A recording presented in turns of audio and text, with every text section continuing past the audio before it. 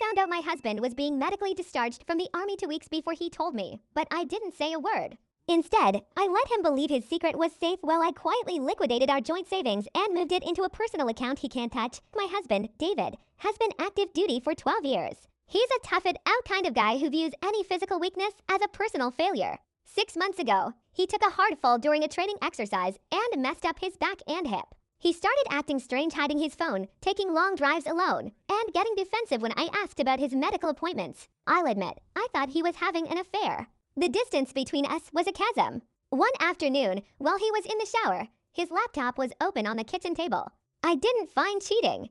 I found a long email chain with a JAG officer and a formal notification of a medical evaluation board MEB results. He was being retired at 40% disability. The shock wasn't that he was leaving the military. It was that he had been planning a completely different life without consulting me. He had already applied for a high-risk security contracting job in Eastern Europe that would keep him overseas for 10 months out of the year. He was planning to take our transition fund nearly $45,000. We'd saved specifically for buying a house when he got out to investment fund a private security startup. With his old platoon sergeant, Guy, felt like I was looking at a stranger. We have 2 kids. We've moved 6 times in a decade. I've put my career on hold to follow him to every bleak installation he was assigned to. And his plan for retirement was to abandon us again and gamble our safety net on a bro business, so I made a choice. Over the next 10 days, I moved the money in increments.